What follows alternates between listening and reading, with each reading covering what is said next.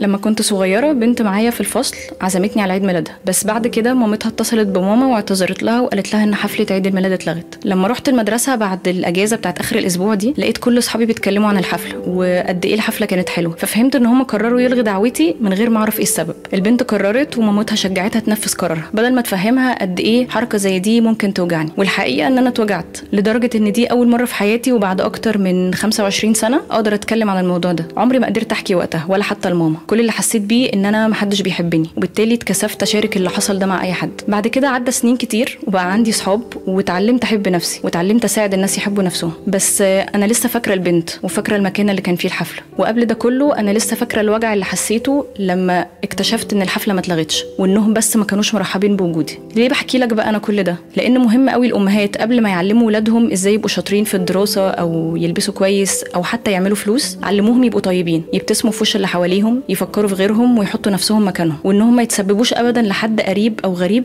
انه يحس انه اقل منهم. لان انا خدت وقت عشان اقدر اتصالح مع فكره ان المشكله مش فيا، ولكن في ناس قررت ما تديش اهتمام لزعلي او تفكر انا هحس بايه. بس في ناس تانية غيري مش هتعرف تتصالح مع ده. فزي ما بتتمنوا الرحمه من ولادكم لما تكبروا، علموهم يرحموا غيرهم.